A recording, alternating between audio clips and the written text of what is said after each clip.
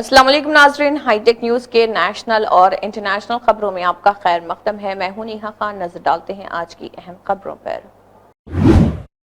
Switzerland के शहर Davos में मुनक्किदा वर्ल्ड इकोनॉमिक फोरम के इजलास से खिताब करते हुए कनाडा के वज़ीर-ए-आज़म मार्क कार्नी ने कहा है कि दुनिया इस वक्त किसी तदरीजी तब्दीली से नहीं बल्कि आलमी निज़ाम की एक वाज़ेह टूट-फूट के मरहले से गुजर रही, जहां बड़ी ताकतों के दरमियान जग़राफ़ियाई सियासत पर किसी किस्म की मुयस्सर पाबंदी बाकी नहीं रही। उन्होंने कहा कि अगरचे आलमी सियासत में ताकतवर ममालिक का असर बढ़ रहा, ताहम कनाडा जैसे दरमियानी ताकत वाले ममालिक बेख्तियार नहीं हैं और वो बाहमी ताउन के ज़रिए एक नए निज़ाम की तश्कील कर सकते हैं।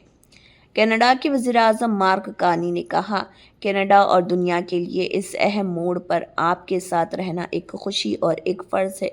मैं आलमी निज़ाम में टूट-फूट, एक अच्छी कहानी के इख्तिताम और एक शफ़ाफ़ हकीकत के आगाज़ के बारे में बात करूँगा, जहाँ बड़ी ताकतों के दरमियान जग़राफ़ियाई सियासत किसी किस्म की पाबंदियों से मशरूत नहीं है। सोने और चांदी की कीमतों में ज़बरदस्त इजाफा देखा जा रहा। दोनों कीमती सामान की कीमतें नई हमा वक्त बुलंदियों पर पहुंच रही हैं। इंडिया बिलियन ज्वेलर्स एसोसिएशन के मुताबिक 24 कैरेट सोने की कीमत 6,818 रुपये बढ़कर 1,54,227 रुपये फ़ी 10 ग्राम हो गई है, जो पहले 1,47,409 रुपये फ़ी 10 ग्राम थी। 22 कैरेट सोने की कीमत 1,35,027 रुपये फ़ी 10 ग्राम से बढ़कर 1,41,272 रुपये फ़ी 10 ग्राम हो गई। इसी तरह 18 कैरेट सोने की कीमत 1,10,557 रुपये फ़ी 10 ग्राम से बढ़कर 1,15,670 रुपये फ़ी 10 ग्राम हो गई। चांदी की कीमत 9,752 रुपये इजाफे के साथ 3,19,097 किलोग्राम की बुलंद तरीन सतह पर पहुंच गई है, जो कि पहले 3,09,345 रुपये फ़ी किलोग्राम थी। स्पॉट मार्केट और फ्यूचर मार्केट में भी सोने और चांदी की कीमतों में तेज़ी देखी गई और 5 फरवरी 2026 का कॉन्ट्रैक्ट दाम 4.67% बढ़कर 1,57,600 रुपये हो गया। 5 मार्च 2026 को चांदी का कॉन्ट्रैक्ट दाम 2.9% बढ़कर 3,30,447 रुपये हो गया। उत्तर प्रदेश में अब कोहरा और सर्दी में कमी आने लगी है। गुज़िश्ता 3 दिनों से लोगों को काफ़ी राहत महसूस हो रही, लेकिन अब मौसम एक बार फिर तब्दील होने वाला है। रियासत में मगरिबी डिस्टर्बेंस महसूस किया जाएगा, जिससे कई अजला में गरज चमक, बारिश और तेज़ हवाएं चलेंगी, जबकि आगरा और मथुरा समेत 15 अजला में ज़ालाबारी की वार्निंग जारी की गई है। बारिश की वजह से सर्दी में इजाफा होगा। महकमे मौसमियात के मुताबिक उत्तर प्रदेश में मगरिबी डिस्टर्बेंस सरगर्म हो रहा और इसके असरात मगरिबी डिवीज़न में महसूस किए जाएंगे।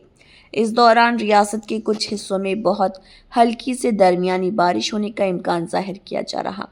ताहम पूर्वांचल में मौसम खुश्क रहने की तवक्को है। दोनों डिवीज़नों के लिए कोई ख़ास इंतबाह जारी नहीं किया गया। रियासत के मगरबी हिस्सों जैसे नोएडा, गाज़ियाबाद, मथुरा, हाथरस, अलीगढ़, संभल, हापुड़, अमरोहा, मीरठ, बागपत, मुजफ्फरनगर, शामली, सहारनपुर, बिजनौर, मुरादाबाद, रामपुर और आसपास के इलाकों में जुज़वी तौर पर आबर आलूद आसमान और बारिश की पेशगोई की गई है। अमेरिकी सदर डोनाल्ड ट्रंप ने ग्रीनलैंड को किसी भी हाल में हासिल करने का अपना अज़्म वर्ल्ड इकोनॉमिक फोरम WEF में वाज़ेह कर दिया। उन्होंने अपने खिताब में कहा है कि अमेरिका को किसी भी हालत में ग्रीनलैंड चाहिए। ट्रंप ने दावोस में ग्रीनलैंड को बर्फ़ का खूबसूरत टुकड़ा बताते हुए कहा है कि दुनिया की हिफाजत के लिए अमेरिका को ग्रीनलैंड चाहिए। अमेरिका को छोड़कर कोई भी मुल्क या ममालिक का ग्रुप ग्रीनलैंड को महफूज बनाने की हालत में नहीं। अमेरिकी सदर ने अमेरिका के साबिक़ा क़यादत का जिक्र करते हुए कहा है कि हम बेवकूफ़ थे जो हमने जर्मनी से ग्रीनलैंड की हिफाजत करने के बाद उसे डेनमार्क को दे दिया। उन्होंने डेनमार्क की न सिर्फ क्लास लगाई बल्कि एहसान फरामोश करार देते हुए कहा कि डेनमार्क सिर्फ 6 घंटे की लड़ाई के बाद जर्मनी के सामने हार गया था और वो ना तो खुद को और ना ही ग्रीनलैंड की हिफाजत कर पाया। भारत जोड़ो यात्रा में राहुल गांधी जी ने महसूस किया कि मुल्क के पावर सेक्टर में दलित, पिछड़े, कबायली तबके के लोग ही नहीं, कानूनी तौर से तो हमारे मुल्क में बाबा साहेब का आइन नाफिज है, लेकिन आज भी मुल्क में हालात वही हैं जो मनुस्मृति नाफिज होने के वक्त थे। ये बयान कांग्रेस ओबीसी महकमे के चेयरमैन डॉक्टर जय हिंद ने दिल्ली कांग्रेस के ओबीसी डिपार्टमेंट के ज़ेर-ए-एहतमाम मुनक़िदा जन नायक कर्पूरी ठाकुर लेक्चर और जयंती तकरीब से खिताब करते हुए दिया। अपने खिताब में उन्होंने मज़ीद कहा है कि आज भी दौलत और बड़े ओहदे उन्हीं के पास मरकूज़ हैं जिनका ज़िक्र मनुस्मृति में किया था। दलित, पसमानदा और कबायली के पास मुआशी व समाजी ताकत नहीं है। मुझे हैदराबाद में वहाँ के जो स्टूडेंट एसोसिएशन थी यूनिवर्सिटी की, उन्होंने एक धरना रखा कि तेलंगाना में जातीय जनगणना होनी चाहिए। मैं रतनलाल जी हैदराबाद गया, जो हमारे किरण गौड़ा हैं जो all India OBC student association के अध्यक्ष हैं, उन्होंने मुझे बुलाया और फिर वहाँ पे कई ओबीसी संगठन के लोग आए और उस समय हम लोग संविधान सम्मेलन कराते थे राहुल जी का। तो उन्होंने मुझसे कहा कि देखिए तेलंगाना में अब आपकी सरकार बन गई है और राहुल जी कहते हैं कि जातीय जनगणना होनी चाहिए और अभी तक शुरू नहीं हुई है। तो मैंने उनको एक ही बात कही कि साथियों, अगर कुछ सबसे ज्यादा प्यार करने वाला कोई होता है तो वो होती है मां। बच्चे को मां से ज्यादा कोई प्यार नहीं करती है, कोई करता है तो बताओ। और मां कब दूध पिलाती है बच्चे को?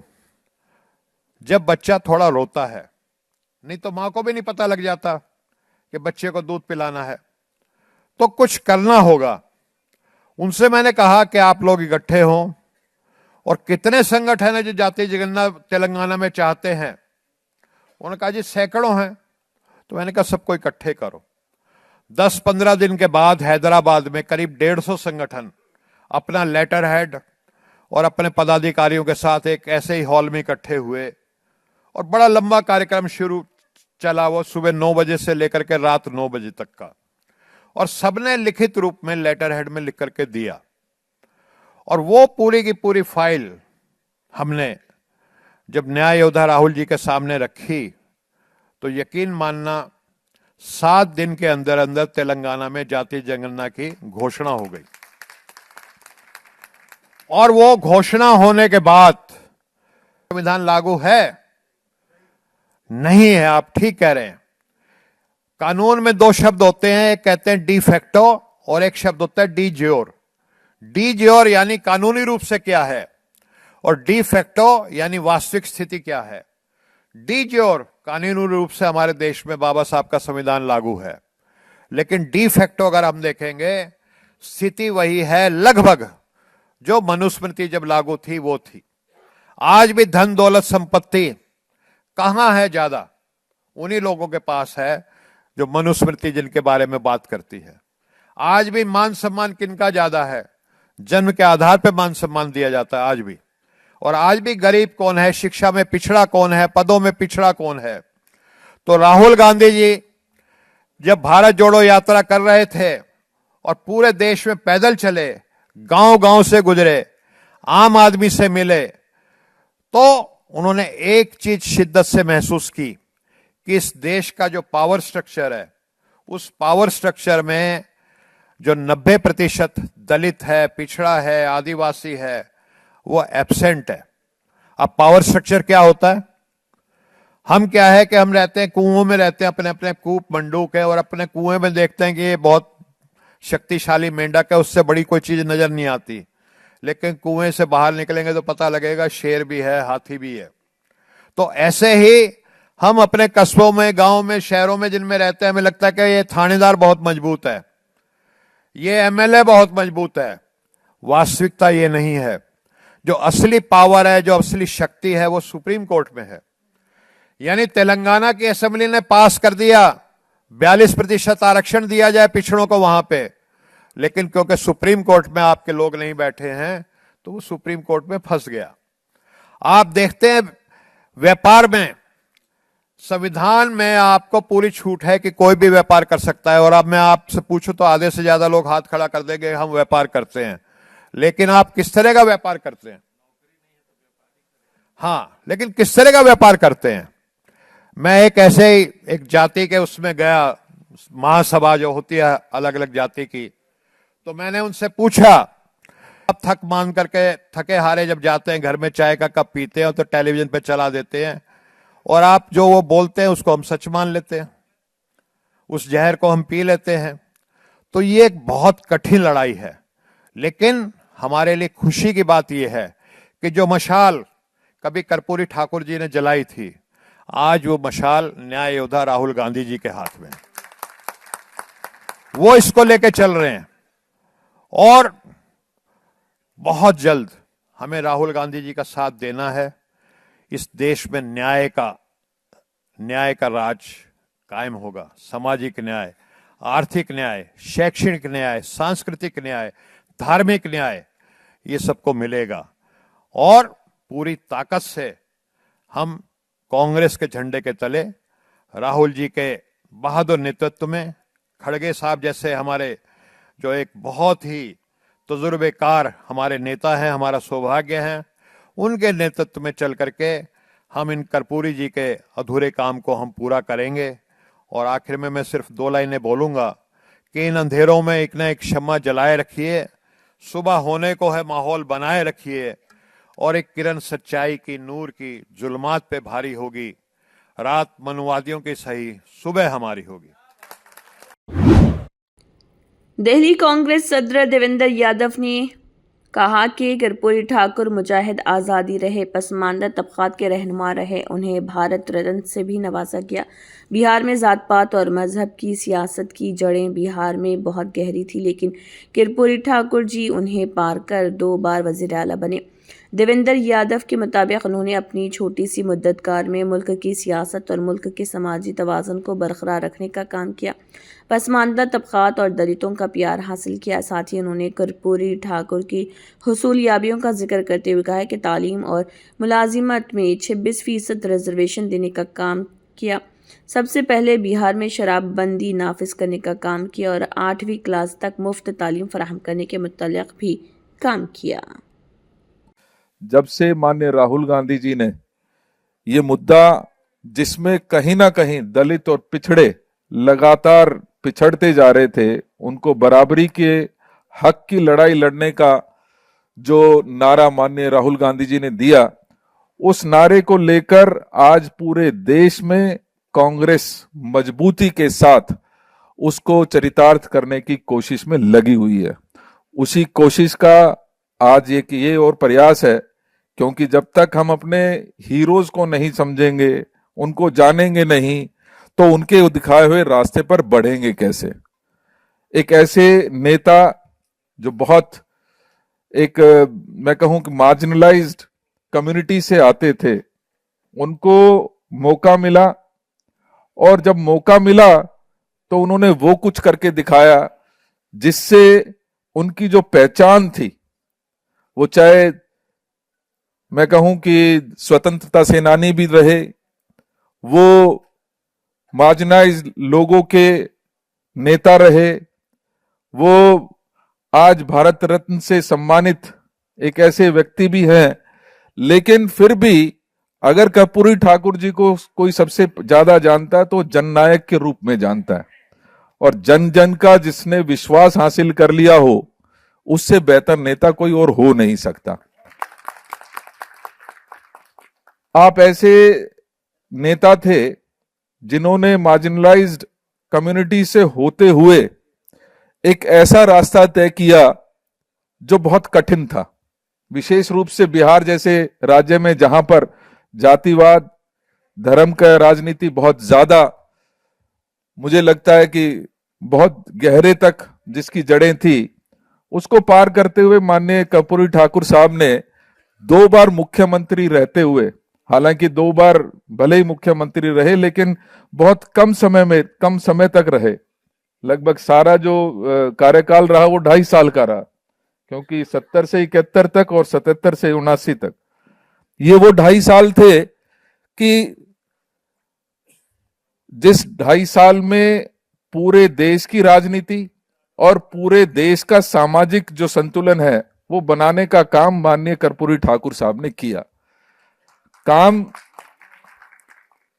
और इससे एक बात और भी जो सामने आई कि व्यक्ति को अगर मौका भले ही कम मिले, क्योंकि 2.5 साल का समय मिला, लेकिन उन्होंने इतिहास में खास तौर पे जो पिछड़े थे, दलित थे, उनका जो विश्वास और जो प्यार हासिल किया, ऐसे बहुत कम लोग होते हैं।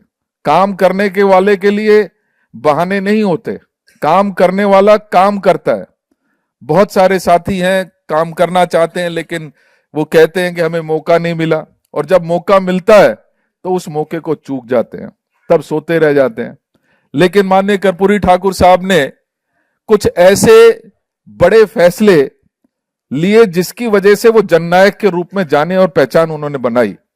अगर मैं बात करूं कि 26% जो रिजर्वेशन, चाहे वो नौकरी में थी चाहे वो पढ़ाई में थी, देने का सबसे पहले काम किया तो वो आप माननीय कर्पूरी ठाकुर साहब थे। और ये वही कर्पूरी ठाकुर साहब थे कि जिन्होंने शराबबंदी भी सबसे पहले बिहार में लागू करने का काम किया। इसके साथ साथ हम और आप आज एक ऐसे देश, ऐसे संस्कृति में जी रहे हैं जहां पर मल्टी लैंग्वेज जो है वो काम करती हैं। लेकिन कर्पूरी ठाकुर साहब ने जब ये दर्द समझा कि हमारे लोग पढ़ाई पूरी तरीके से नहीं कर पाते, उनके ऊपर जरूरी इंग्लिश थोप दी जाती है, तो इंग्लिश को भी हटाने का काम, कि जरूरी नहीं है कि हर एक बच्चे को इंग्लिश पढ़नी पड़े, उस इंग्लिश को खत्म करने का काम भी पहली बार में, कि बच्चों को मौका मिल सके, उनको रिजर्वेशन मिल सके, वो पढ़ सकें, वो आगे बढ़ सकें, वो अपने अपने क्षेत्र में अपना नाम कर सकें, उसके लिए बहुत महत्वपूर्ण कदम उठाते हुए फ्री शिक्षा 8वीं तक लागू करने का काम भी आदरणीय कर्पूरी ठाकुर साहब ने किया। कांग्रेस एससी डिपार्टमेंट के चेयरमैन राजेंद्र पाल गौतम ने कहा कि मुल्क में पसमानदा तबकात की इतनी बड़ी आबादी होने के बाद भी हमें समाजी इंसाफ के लिए जद्दोजहद करनी पड़ रही। आखिर इसकी क्या वजह है? एक तरफ जहां कांग्रेस ने पसमानदा तबकात के लिए आगे बढ़ने के रास्ते बनाए थे, दूसरी जानिब बीजेपी हुकूमत ने हमारे उन्हीं रास्तों को बंद करने का काम किया।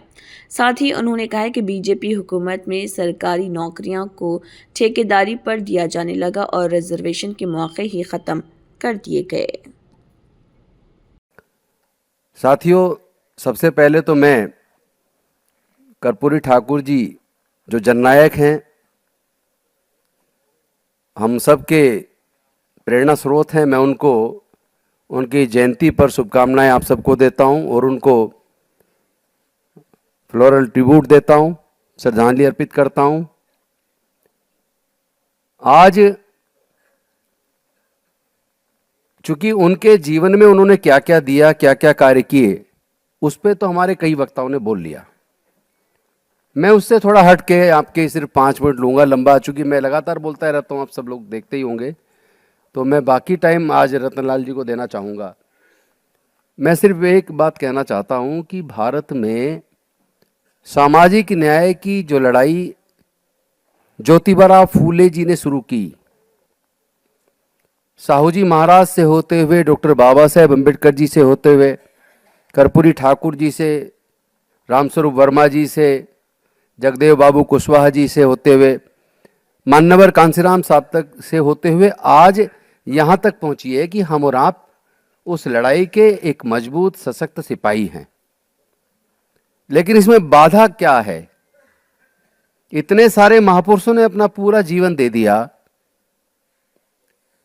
और हम सब जानते हैं कि ये लगभग 88% के आसपास की जनसंख्या है पिछड़े वर्गों की। पिछड़े वर्ग में अनुसूचित जाति भी आ जाता है, जनजाति भी आ जाता है और ओबीसी भी आ जाता है, ईबीसी भी आ जाता है। तो ये लगभग 88% जनसंख्या होने के बावजूद क्या कारण है कि आज भी सामाजिक न्याय के लिए हमें जूझना पड़ रहा है? लगातार हकमारी इस 88% समाज की हो रही है। जो रास्ते आगे बढ़ने के कांग्रेस पार्टी ने बनाए थे, क्योंकि चाहे एम्स बना हो, आईआईटी बनी हो, आईआईएम बने हो, सैकड़ों पीएसयूज बने हो, चाहे सूचना का अधिकार आया हो, खाद्य सुरक्षा का अधिकार आया हो, काम का अधिकार के तहत ग्रामीण मजदूरों के लिए जो काम का अधिकार मनरेगा आया हो, चाहे राइट टू एजुकेशन एक्ट आया हो, चाहे जल जंगल जमीन का अधिकार आया हो, इस सब के बावजूद क्या कारण है कि जो सामाजिक न्याय के लिए और अपने हक के लिए आज भी हमें भीख सी मांगनी पड़ती है? अगर इस बात को समझना है, क्योंकि देखिए, एक वो उस पार्टी जितनी आज तक सत्ताएं रही हैं, जितनी पार्टी रही है, हमें उनके काम का तुलनात्मक अध्ययन करना चाहिए। काम का तुलनात्मक अध्ययन करेंगे तो पता लगेगा कौन सी सरकार के टाइम पे हमें क्या क्या मिला और कौन सी सरकार के टाइम पे हमारा क्या क्या छीना। तो जो देने वाली सरकार थी वो कांग्रेस पार्टी की सरकार थी, और वाजपेयी जी की सरकार में 4th क्लास एम्प्लॉयमेंट, क्योंकि हमारा जितना भी अति पिछड़ा और दलित आदिवासी है वो तो मेजोरिटी में 4th क्लास की नौकरी में आता था। माली बन गए, चौकीदार बन गए, चपरासी बन गए, सफाई कर्मचारी बन गए, राजमिस्त्री बन गए, खलासी बन गए, मेट बन गए, छोटी छोटी। ओडिशा कांग्रेस के इंचार्ज अजय कुमार लल्लू ने कहा है कि इस मुल्क में अंग्रेजों ने 190 साल हुकूमत की, मुगलों ने 331 साल हुकूमत की, क्योंकि हमारे अंदर की रूह बहुत आहिस्ता आहिस्ता बेदार होती है।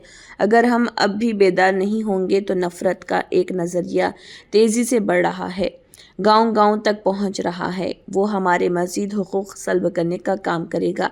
अजय कुमार लल्लू के मुताबिक राहुल गांधी समाज इंसाफ और ज़ात पर मबनी मरदमशुमारी की बात करते हैं। हमें भी अपने दिल में तहरीक को बेदार करना होगा, तभी तब्दीली होगी। अगर हमें बदलाव लाना है तो हमें सबसे पहले अपने आप को बदलना पड़ेगा। जिन सवालों को लेकर आज हम यहां चर्चा कर रहे हैं वह लड़ाई कोई सामान्य लड़ाई नहीं है। इस देश में अंग्रेज 190 साल शासन किए, मुगल 331 साल शासन किए। क्यों? इसलिए कि हमारे अंदर की आत्मा बहुत धीरे धीरे ज्वाला के रूप में परिवर्तित होती है। हमको अपने सोच को बढ़ाना है। अगर आज हम इस लड़ाई की शुरुआत युद्ध स्तर पर नहीं करेंगे तो जो एक विचारधारा तेजी के साथ हमारे तरफ डेवलप कर रही है, आरएसएस की विचारधारा, नफरत की विचारधारा, जो गांव गांव में अपना पैर पसार चुकी है, घर घर में दस्तक दे चुकी है, वो हमारे और भी अधिकारों को छीनने का काम करेंगे। राहुल जी तो बोलते हैं, कैप्टन है, नेता है हमारे, वह बात लगातार सामाजिक न्याय की करते हैं, जातिगत जनगणना की बात करते हैं, सड़क पर, मंचों में, सदन में, हर जगह आपकी आवाज उठाते हैं। क्या आप इस आवाज को मजबूती से उठाने के क्रम में आगे बढ़ते हैं? ज्ञापन दे दिया, काम खत्म। एक बार इकट्ठा होके आप किसी कार्यक्रम का हिस्सा हो गए, काम खत्म। जब तक आपके मन में, दिल में आंदोलन जन्म नहीं लेगा तब तक कोई परिवर्तन नहीं होगा। तो उस आंदोलन की लौ को जलाओ।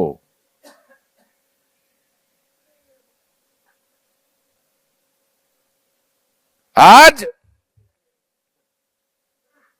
आरक्षण की बात पर मुझे याद आया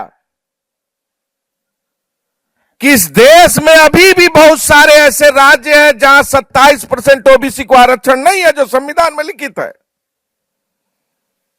छत्तीसगढ़, मध्य प्रदेश, उड़ीसा आज भी नहीं है। हम विश्वास कैसे हासिल करें लोगों का? एक जमाना हुआ करता था, आदरणीय अनिल जैन जी, बिहार में हम नहीं जीते, उसके पीछे कारण कभी आप चिंतन किए? वोट चोरी तो बड़ा विषय है, लेकिन लड़ाई पिछड़े बनाम पिछड़े की थी। उत्तर प्रदेश में दलित पिछड़ों को बार बार मौका मिला। 3 बार मुख्यमंत्री मुलायम सिंह जी हुए, 4 बार मुख्यमंत्री बहन मायावती जी हुई, 1 बार मुख्यमंत्री अखिलेश यादव हुए। लेकिन जो पिछड़ों के प्रति आदर, सम्मान, भाव, उनकी उन्नति, विकास और उनके लिए काम करना चाहिए, शायद वो विश्वास वो लोग हासिल नहीं कर पाए।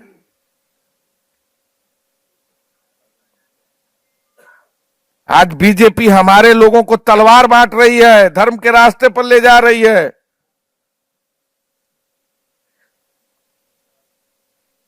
एक एक लोगों के गांवों में बड़े पैमाने पर यज्ञ का आयोजन, बड़े पैमाने पर भागवत का आयोजन और धर्म की चाशनी में इस रूप में लगातार वह लोगों को परिवर्तन करने का कार्य कर रही है। हमारे लिए आने वाले दिन में और भी चुनौतियां सामने खड़ी होने वाली हैं।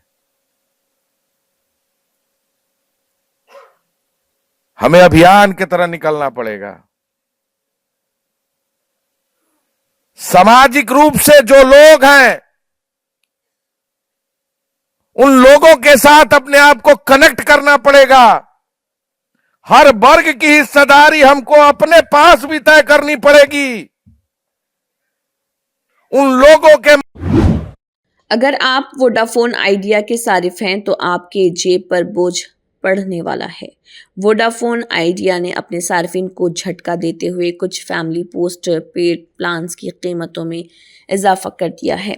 कंपनी ने इन प्लान्स की कीमत तकरीबन 7 से 9% तक बढ़ाए हैं। ख़ास बात यह है कि ये वही प्लान्स हैं जो अब तक भारतीय एयरटेल के मुकाबले तकरीबन यकसा कीमत पर हासिल हो रहे थे। नई कीमतों के बाद VI के ये पैक अप एयरटेल से ज़्यादा महंगे हो गए हैं। वोडाफोन आइडिया का 701 रुपये वाला फैमिली पोस्ट पेड प्लान, जिसमें 2 कनेक्शंस मिलते थे, अब 751 रुपये का हो गया। इसी तरह 4 कनेक्शन वाला 1201 रुपये का प्लान बढ़कर 1301 रुपये का हो गया, जबकि 5 कनेक्शंस के लिए मिलने वाला 1401 रुपये का प्लान अब 1525 रुपये में मिलेगा। इन तमाम प्लान्स की कीमतों में इजाफे का असर बराह रास्त इन फैमिलियों पर पड़ेगा जो एक ही बिल में कई नंबर चलाते हैं। वाज़ेह है कि वोडाफोन आइडिया के in family post paid plans को पहले भारतीय एयरटेल के प्लान्स के बराबर माना जाता था, ख़ासतौर पर 5GB चार्ज के मामले में। लेकिन कीमतों में इजाफे के बाद वोडाफोन आइडिया के यही प्लान्स अब एयरटेल के मुकाबले तकरीबन 7 से 9% ज़्यादा महंगे हो गए। ऐसे में जो सारिफ सिर्फ कीमत की बुनियाद पर VI को तरजीह देते थे, उनके लिए अब फैसला लेना मुश्किल हो सकता है।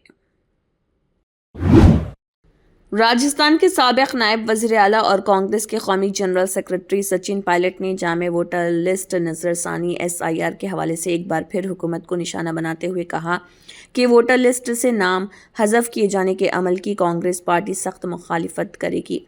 उन्होंने कहा कि मरकज़ की BJP हुकूमत की तरफ से लाए गए SIR का अमल ना सिर्फ आवाम के लिए परेशानी का सबब बना है, बल्कि इसके ज़रिए BJP ने वोटरों के नाम जाली और मनमाने तरीक़े से हज़फ करने की जसारत भी की है।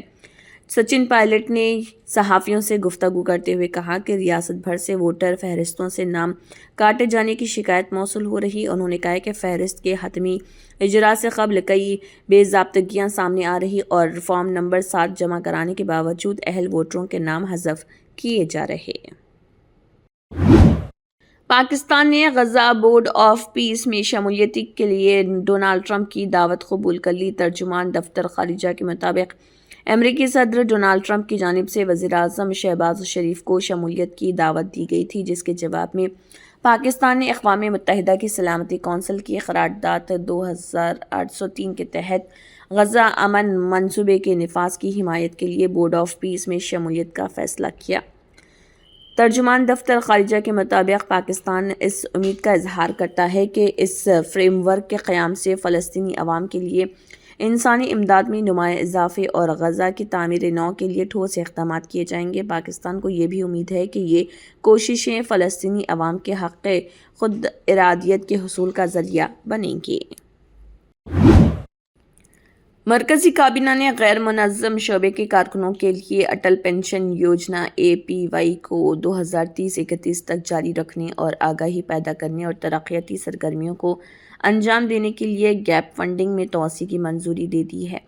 वज़ीर-ए-आज़म नरेंद्र मोदी की सदारत में काबीना ने मुनक़दा मीटिंग में इस तजवीज़ को मंजूरी दी है। हुकूमत ने बयान जारी करके बताया कि काबीना ने अटल पेंशन योजना को 2030-31 तक जारी रखने के साथ इससे मुतल्लिक़ तशहीरी और तरक्याती सरगर्मियों और गैप फंडिंग सपोर्ट में तोसी की मंजूरी दी है। ये स्कीम 2030-31 तक सरकारी ताउन के साथ जारी रहेगी और इसमें गैर मुनज़्ज़म कारकुनों तक आगाही पहुँचाने के लिए तशहीरी और तरक्याती सरगर्मियाँ शामिल होंगी। अटल पेंशन योजना के तहत हुकूमत कम आमदनी वाले और गैर मुनज़्ज़म शोबे के लाखों कारकुनों के लिए बुढ़ापे की आमदनी के तहफ़्फ़ुज़ को यकीनी बनाती है और माली शमूलियत को बेहतर करके और सब के लिए पायदार समाजी तहफ़्फ़ुज़ फराहम करके तरक्की याफ्ता हिंदुस्तान 2047 के विजन को मजबूत करती है।